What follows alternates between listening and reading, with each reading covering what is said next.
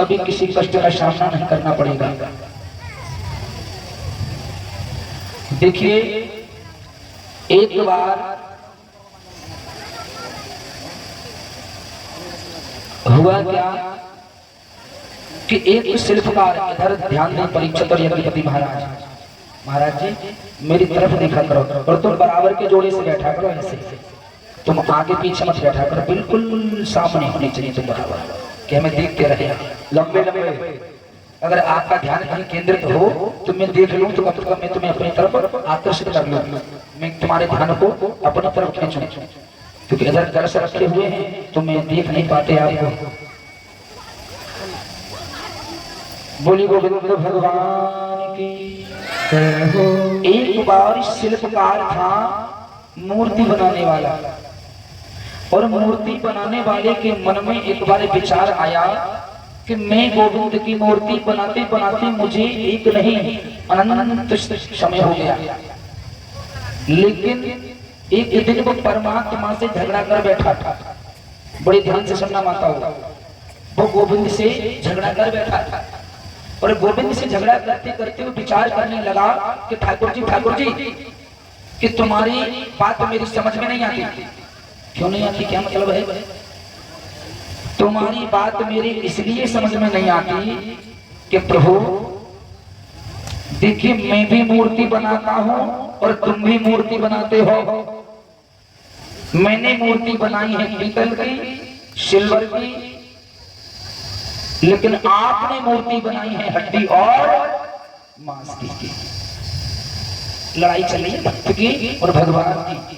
आप भक्त हैं, ये भगवान हैं, तो आप भी लड़ लेना अगर गलती हो जाए तुमसे तो कि प्रभु हमें सद्बुद्धि प्रदान क्यों नहीं होती, आखिर कौन सा कारण है? तब ये बताएंगे तुम सपने में आकर के मूर्ख तू ऐसे से ऐसा कर, तेरा ऐसे कल्याण हो जाएगा। विचार करने लगे गोविंद भगवान के, इसने मुझे दोषारोपण किया है। कारण क्या है कि तुमने ये मूर्ति बनाई है, तुम्हारी मूर्ति बनी हुई सब बेकार। बेकार का नाम लिया, गोविंद सोचने लगे बेकार क्यों है, कि बेकार नहीं तो मैं तुम्हें दिखाऊं कि हाँ दिखा, तो ऐसा कर तो तुम्हें बाल रूप रख लो। सपने में बात चल रही है कि आप बाल रूप रख लो और मेरे साथ चलो। तो उसी समय एक बुलावा आ गया शिल्पकार के लिए कि भैया मेरे यहाँ पर किवाड़ चढ़नी है मंदिर की, जो तुम मूर्ति बना करके उसमें रख करके आए हो, उसी मंदिर की किवाड़ चढ़वानी, चलो। ठाकुर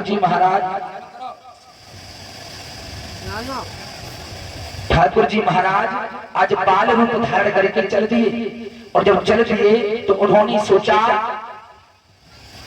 दो शराबी चले आ रहे हैं, शराब पीकर,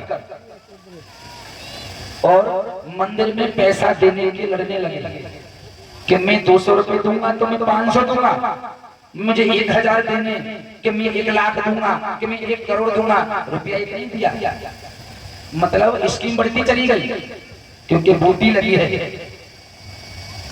से दोनों व्यक्तियों को परमात्मा के सामने रख दिया लाकर, गोविंद ये तुम्हारी बनाई हुई मूर्ति है, देखना ये तो मदिरापान करके आ रही है और आपने बनाया है इनको, ये तो आपके बगैर कृपा के चल भी नहीं सकता, ये तो मदिरा पी करके आ गया। भगवान को वहां पर पड़ा, लज्जित होना पड़ा। ठहरो ठहरो प्रभु और चलो आगे, और थोड़ी सी आगे चले तो एक जगह 5-6 शिकारी एक हड़िया में आमिष को बना रहे थे, शिकार करके लाए। प्रभु जीव आत्मा ही जीव आत्मा का हनन करके उसको काट करके खा रहा है। प्रभु ये भी तो आप ही ने बनाया है, तेरे मन में क्या तू कहना क्या चाहता है ये बता। तो आज वो शिल्पकार कहने लगा, प्रभु तुम्हारी बनाई हुई मूर्ति से मेरी बनाई हुई मूर्ति 1 लाख गुना बढ़िया है। चकित हो गए गोविंद का, कैसे बढ़िया है? कि सुनो, लड्डू गोपाल जी की मूर्ति बनाई, भागवत चल रही थी, ले जा करके लाल कपड़ा बिछा करके लड्डू गोपाल जी को रख दिया, तिलक श्रृंगार करके बड़ा सुंदर। जितने भी कथा प्रांगण में थे भगवान के ऊपर, किसी ने 10 रुपए चढ़ाए, किसी ने 100 रुपए चढ़ाए, किसी ने चंदन लगाया, किसी ने उनके चरणों को छुआ, कोई मस्तिष्क पर पट लगा रहा है, तो कोई मोर पुटकी लगा रहा है, कोई बांसुरी लगा रहा है। प्रभु आपकी मूर्ति बढ़िया है या मेरी मूर्ति बढ़िया है, ये बताइए।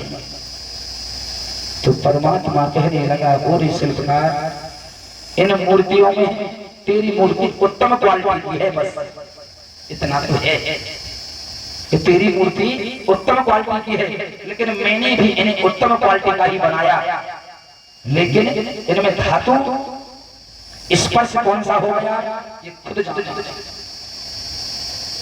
तो ये तो केवल पीतल की मूर्ति है, तो उत्तम क्वालिटी इसकी पीतल से है।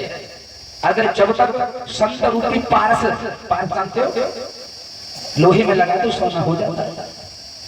संत रूपी पारस पत्थर का स्पर्श जब तक आपका नहीं होगा, आपके अंदर चमत्कार पैदा नहीं होगा। तो आपको उत्तम क्वालिटी का बनना है। परमात्मा के चरणों में जब भी आओ तो मैया खाली हाथ मत आना कभी। 7 दिन का यज्ञ है, हवन पे आओ तो दक्षिणा लेकर के आया करो। कथा में आओ तो ठाकुर जी को अपने पति से मांगी हुई दक्षिणा और घर पर बनाया हुआ चरणामृत, गाय दूध देती हो मट्ठा चला करके तुलसी के पत्ता डाल करके और उसमें मिष्ठान डाल करके हवन लाओ, तो तुम्हारा बनाया हुआ चरणामृत जाने वाले पति के जमीन में पड़ेगा। वो अपनी आत्माओं पर हाथ करके दिया, भैया दूध और घास दूध और तुम्हारे गाँव में सब खुशहाली रहेगी। लेकिन आप खाली हाथ आ जाती हो, ऐसा मत करो, अन्याय है भैया। क्योंकि देखिए वृक्ष कभी फल अपने आप में ग्रहण नहीं करता, तुम्हारे लिए देता है। वृक्ष पूरे दिन धूप में खड़े रहते हैं, सिर्फ तुम्हारे लिए देता है। नदी पूरे दिन बहती रहती है, खुद पानी नहीं पीती, लेकिन तुम्हें पानी पिलाती है। तो आप कथा जब श्रवण करने आए तो ठाकुर जी के लिए भेंट भैया अवश्य लेके आया करो, ठीक है। आज के बाद कोई खाली हाथ नहीं आएगा, ध्यान रखना। इस हक के लिए लड़ जाओ, धोती के लिए मत लड़ो, लेकिन ठाकुर जी के लिए लड़ पड़ कि हमें चाहिए कि आज से 5 दिन से सहे, हमें 50 रुपए दे दो। हम 10 रुपए रोज ठाकुर जी को ले जाएंगे और 10 रुपए रोज हवन को ले जाएंगे। हमें ये हमारे जीवन के 100 रुपए चाहिए। पुण्य का जाते लखपति करोड़पति हो तो 50 रुपए ना, कोई दिक्कत नहीं। जैसा डालोगे वैसा तुम्हें परमात्मा 4 गुना करके प्रदान करेगा। बोलिए गोविंद भगवान की।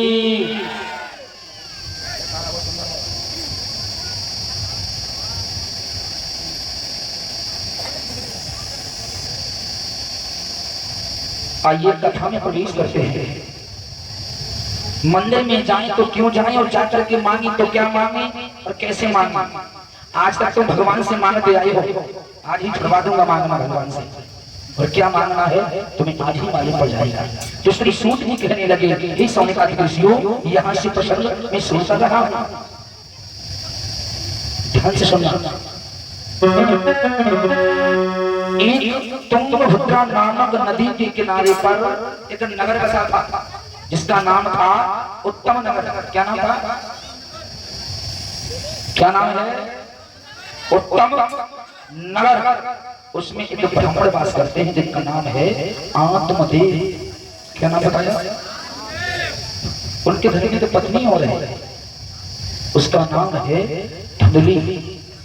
क्या नाम? यथा नाम तथा गुण, जैसा नाम वैसे गुण। धुंधली अपने पति का कभी मान सम्मान न करने वाली, उसका नाम था धुंधली। आज आत्मदेव नाम के ब्राह्मण अपने आंगन में बड़ी सुंदरता से जीवन यापन कर रहे हैं। और कैसा है वो आत्मदेव नाम का ब्राह्मण? आ जाइए कथा में गौर करते हैं।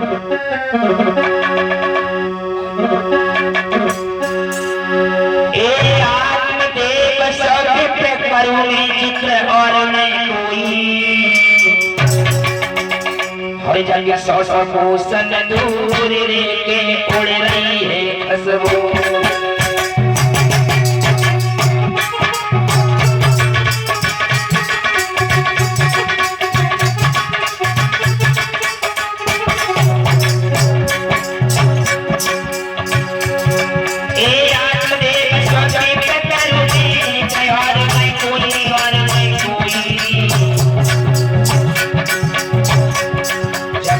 सबको सन दूर रे के खुशबू।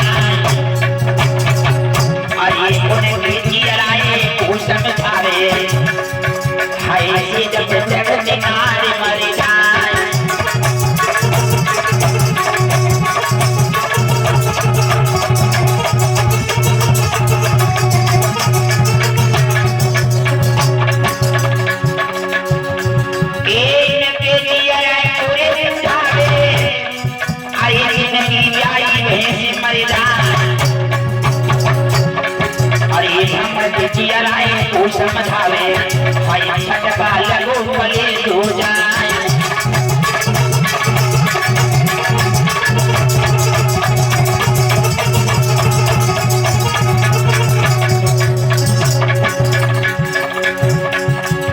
भैया होने बलवान पेश नहीं कोई पाता है, अरे कोई पाता है पेश नहीं कोई पाता है। पीरन होने बलवान पेश नहीं कोई पाता है।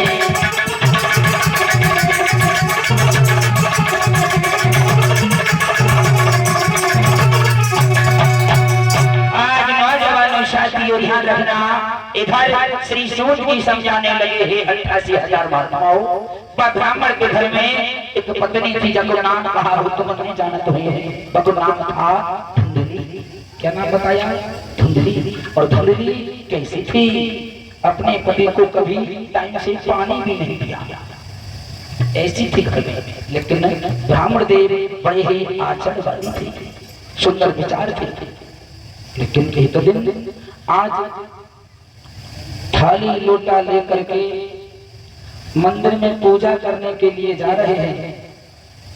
प्रश्न परीक्षित कौन सा है? मंदिर में जाएं तो कैसे जाएं, पूजा करें तो कैसे करें, मांगे तो क्या मांगे। प्रत्येक प्रश्न के साथ में कथा का सारांश होगा। ये 6 प्रश्नों पर पूरी भागवत है, ध्यान रखना। मंदिर में जा रहे हैं और कैसे जा रहे हैं मंदिर में?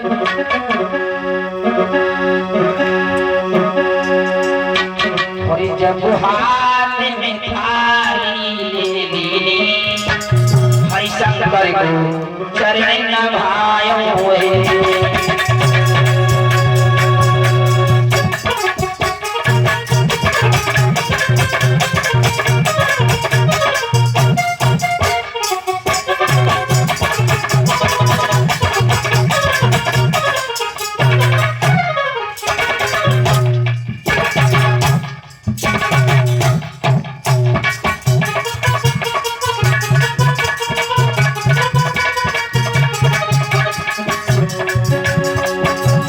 भगवान शंकर को जैसे ही अपना मस्तिष्क उनके चरणों पर रखा, लोटा धारा, विचार क्या है?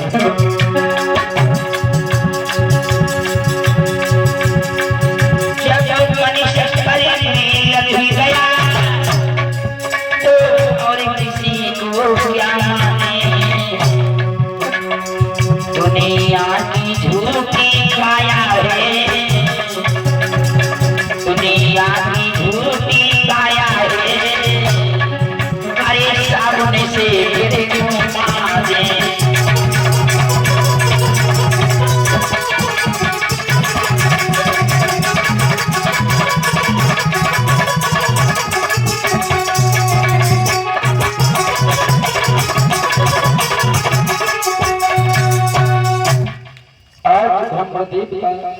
चले गए।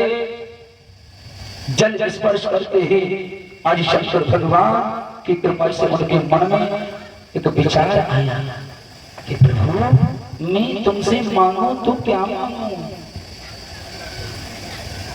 पूजा करते समय में मांगो तो क्या मांगू, लेकिन निष्काम पूजा करनी चाहिए। कोई उसमें काम नहीं होना चाहिए, कोई काम अच्छा नहीं होना चाहिए कि हमारे घर में नाती आ जाए तो हे भोले बाबा तुम्हें सोने को छतर चढ़ा दूंगी, कि मेरे लला एसएसपी बन जाए। बारे बार जाने तुम्हें बना हुए जिसने दुनिया दिखाई है, बातों तुम चंद्र टुकड़ों से मना लोगे।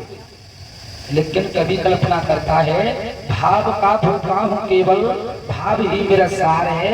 भाव से जप ले हरि को तो भव से गिरा पार है। भावना में भावना, वो भावना बेकार है। भावना में भावना, वो भावना बेकार है। और जिस भावना में भाव है तो भव से गिरा, भव से गिरा तो भाव रखिएगा। परमात्मा के मंदिर में जाकर एक लौंग और थोड़ा छोटी सिंदूर, एक बतासा डालकर परमात्मा से कंप्रोमाइज मत किया करो। कंप्रोमाइज पहले कर लेते भगवान। बेटियां जाती हैं नवरात्रि को व्रत रखें, 9 मैया के व्रत चलते हैं, लेकिन बेटियों के लिए रखना उचित है, उनको मांगना उचित है कि हे माँ अच्छी बुद्धि प्रखर बुद्धि हो जाए हमारी। और जब तुम मांगे बैठी है तुम्हें इतनी भूरी तो और भूरी है जाऊं, ऐसा नहीं। आप कछुचाई चक्कर में जाता है, अच्छी बुद्धि प्रखर बुद्धि हो जाए हमारी।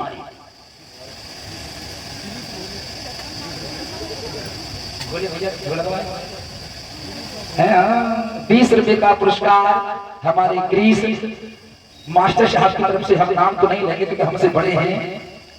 आइए हमारा सम्मान करता चलूंगा, चिंता न करो। तालियां बजा भैया, मजा किया बहुत। आज अब की बरनी आई गई तीसरी मेरे भैया,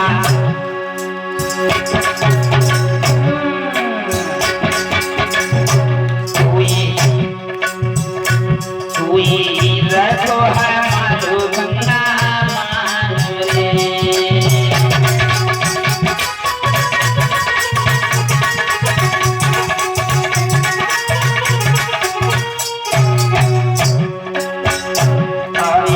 जुग जुग जियो आप पीर मेरे भैया, कोई रखे भगवती तेरा मानो रे।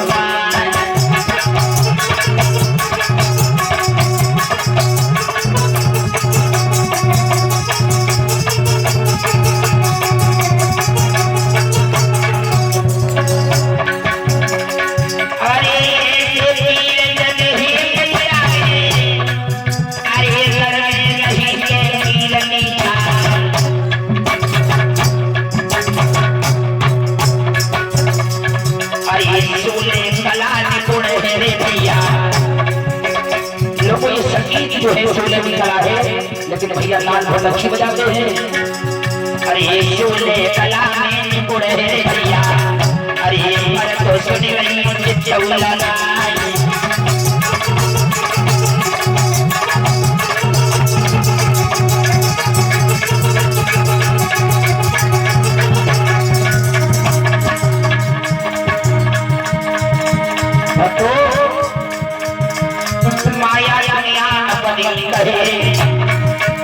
दुनिया मेरी मेरी माया की भई।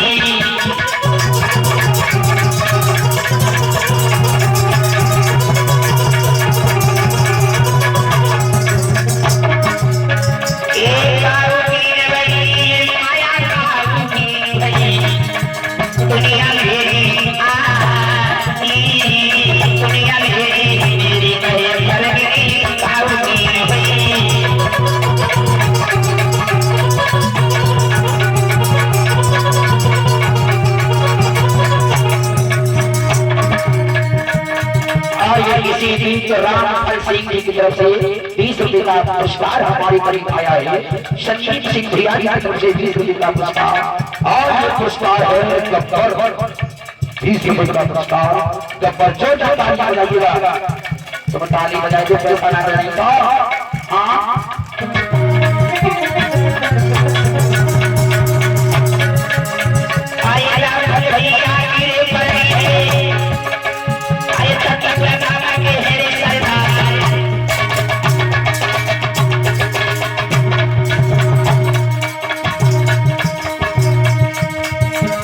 मुझे दुनिया हो जाएगा कभी होगा, ये रक्षा करे श्री भगवान।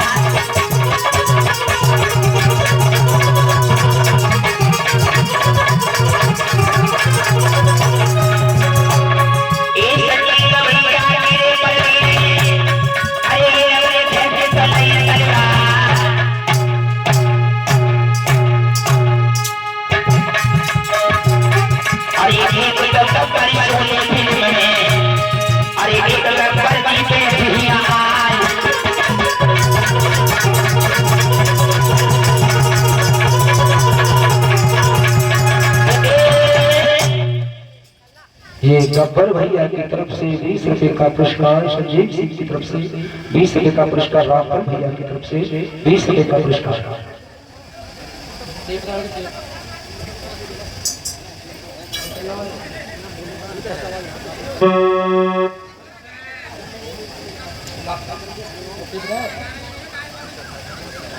हर हर गंगा मैया के पावन किनारे पर बैठे हुए व्यास पुत्र सुखदेव कहने लगे, आज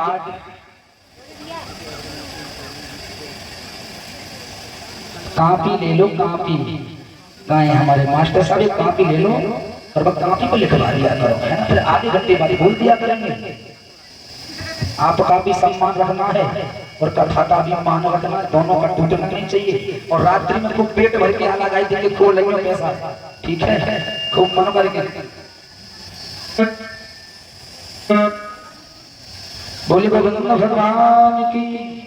आज मंदिर से लौटते हुए जब चले हैं तो सामने एक मैया अपने बेटा पर दुलार कर रही थी, प्यार कर रही है, उसका बार बार गालों का चुम्बन ले रही है, लेकिन ब्राह्मण की नजर मैया पे पड़ी तो छोटे से बच्चा जगह हो संतरा की सिखा पे। आज उसने सोचा कैसे मेरे घर में अगर एक बेटा या बेटी होते तो मेरा जीवन समझ जाता। आत्मदेव के ब्राह्मण अपने मन में विचार कर रहे हैं। आज घर पे पहुंच गई, घर पे पहुंच गई, घर के नारी ने बादल ने पूछी, आज मन में विचार कर रहे हैं क्या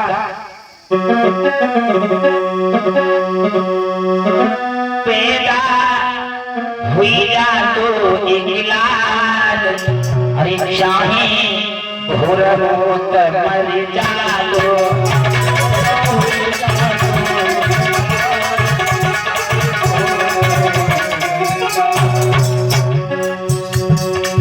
परीक्षक महाराज क्या सोच रहे हैं? आत्मदेव नाम के ब्राह्मण, मेरे घर में एक बेटा या बेटी हो जाता तो सवेरे होते ही शाम को मर जाता, मुझे मलाल नहीं होता, केवल एक हो जाता। अरे भोर होते मर जालो, मेरे सब कलंक में भी जालो,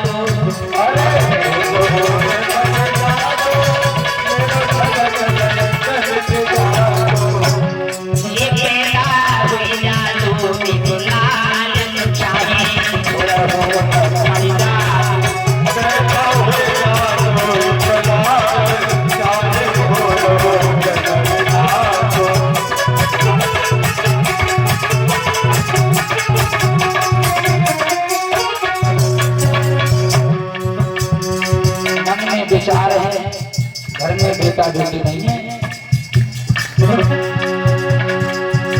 मेरे घर लला पड़ जा तो भाई पति में बारात ले जा तो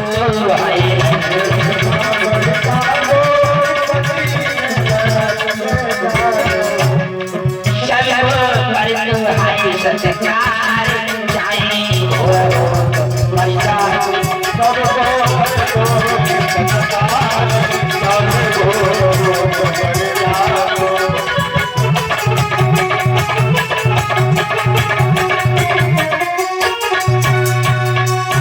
परीक्षक महाराज, आज विचार है आत्मदेव के मन में, बड़ा बेटा होता शादी करता, बारात ले जाता, हेतु रिश्तेदारों को बुलवाता, जिनके यहाँ मैंने दावत खाई है और वो खिलाता। मेरे मन में विचार आए थे, लेकिन परम पिता का विधान कभी करता नहीं है। इतनी बात जो मन में ये विचार किया तो आज जंगल में चला गया, और जब जंगल में चला गया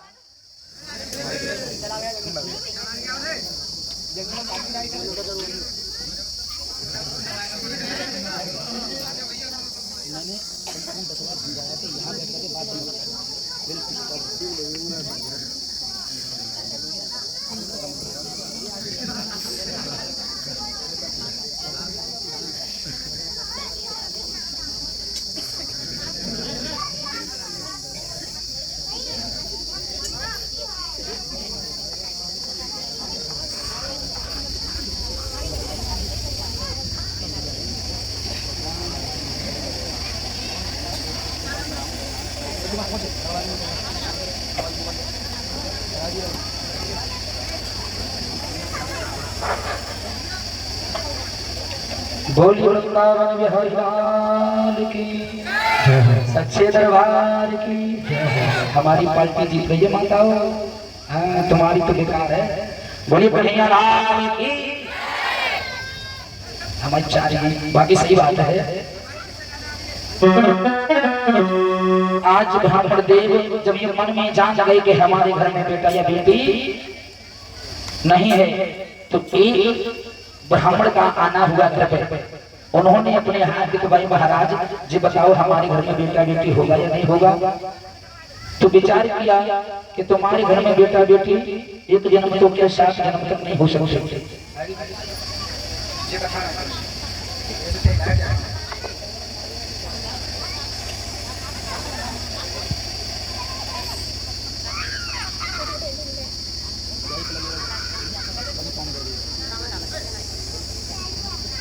कुछ आसन डालो उस पर, कमेटी वाले हो गद्दा डालो उस पर, गुरु जी के लिए बिछाओ,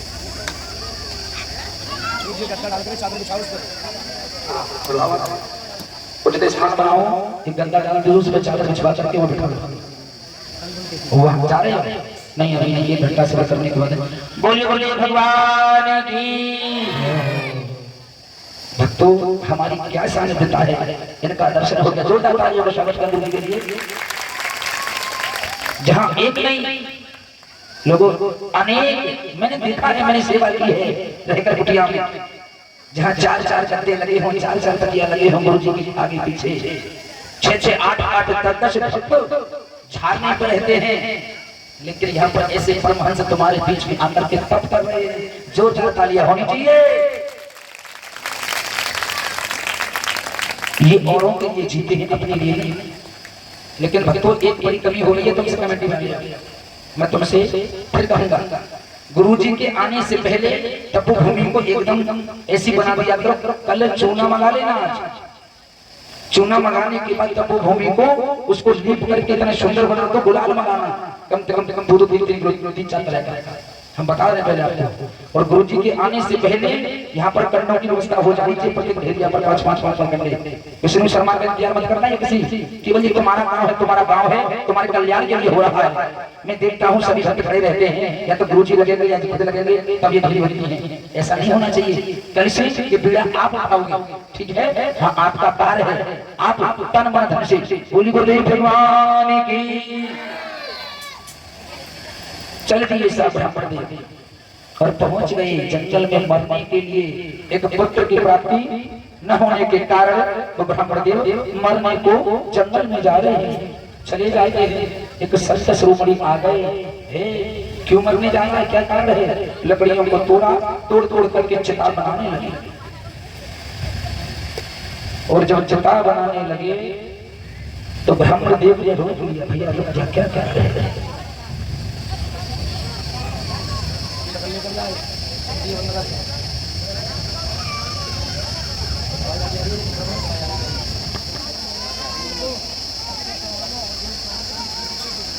20 रुपए अक्षय चौहान और 20 रुपए अरविंद चौहान की तरफ से जोरदार तालियों का स्वागत करो। ये दोनों 20-20 रुपए का पुरस्कार हमारे करीब आया है। परमात्मा इनको हार में दे। कौन सी हार में? गले वाले हार बनाए, खेत हार में, व्यापार में, आहार में, घर द्वार में, ये गोविंद शब्द देते रहना है। और बच्चे सवाल दे देना। आज नौजवानों साथियों इधर कहने लगे कि गुरुजी मैं तो मरने के लिए जा रहा हूँ और जीवन बेकार है। क्यों बेकार है? क्या बोला? अरे बेटा बिन नाई जीऊंगा,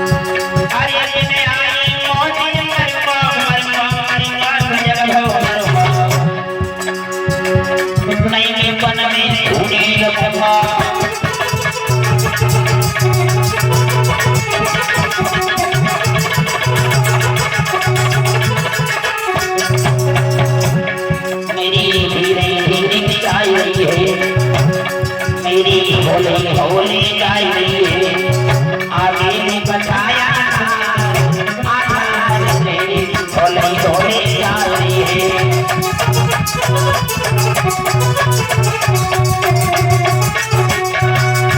बोली गोविंद भगवान की।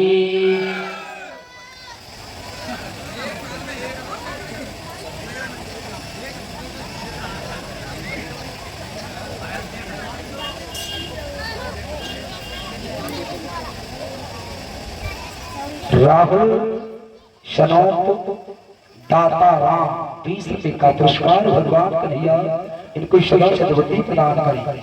20 रुपए का पुरस्कार यतीन्द्र राघव देवपाल सिंह राघव और ये 20 रुपया मुनीश कुमार शनौत चौक से जोड़ जाता है आपका स्वागत करेंगे। अरे हाथी बड़ी गई कजरिया बन गई घोड़ा का भुलई और कंधा।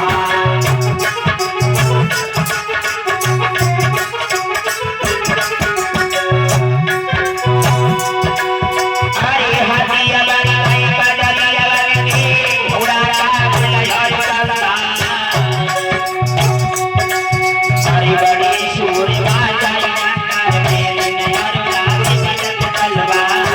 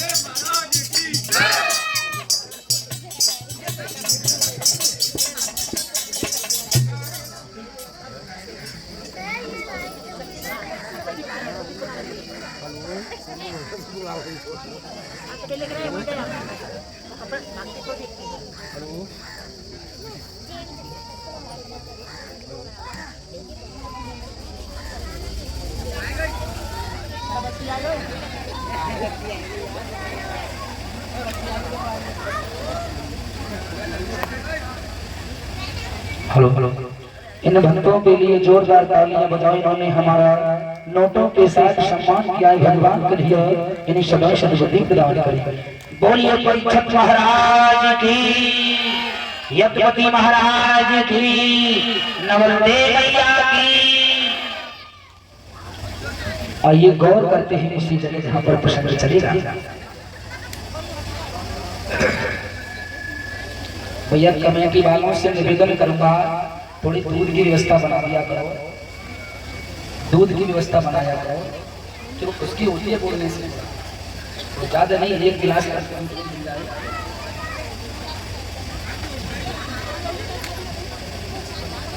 आइए गौर करते हैं इसी जगह जहाँ पर प्रसंग चल रहा है।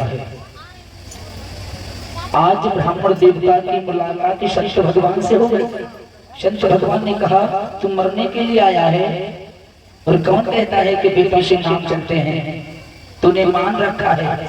तुझे बताओ अंग्रा भृगु कुलक ऋषि कुंभकर्ण जितने भी आए हैं ऋषियों के, अरे जिन्होंने तो तुम्हारे लिए अपने प्राण तक न्यौछावर कर दिए, क्या इनके नाम नहीं चल रहे? इनके नाम तो तुम्हारे नाम से जाने जाते हैं। न न न मैं तो जिद करके और तो आपसे मैं अवश्य कुछ न कुछ भेंट में लूंगा प्रभु, ये मेरा आपसे वायदा है। क्योंकि संत बड़े निर्मल होते हैं लोगों, तुम्हें देने के लिए जब आ जाएं तो अपनी काया प्रदान कर देते हैं। महात्मा दधीच का नाम सुना है तुमने? महात्मा दधीच ने अपनी पिनाक की हड्डी को दे दिया धनुष बनाने के लिए कि जाइए देवेश्वर संग्राम में विजय प्राप्त न हो पा रही है तो मेरी पिनाक की हड्डी का धनुष बना करके ले जाओ। तो उन्होंने अपने शरीर का ही परित्याग कर दिया था आपके लिए।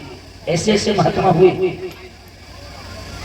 तो आज मालूम हुआ है नौजवानों साथियों, जब ये ज्यादा जिद करने लगा है तो मालूम है आज संत भगवान ने इस आत्मदेव नाम के ब्राह्मण को एक फल दिया कि ले अपनी पत्नी को ग्रहण करा देना, तेरी पत्नी गर्भवती हो जाएगी, तेरे घर में एक सुंदर पुत्र और पुत्री प्राप्त हो जाएगी।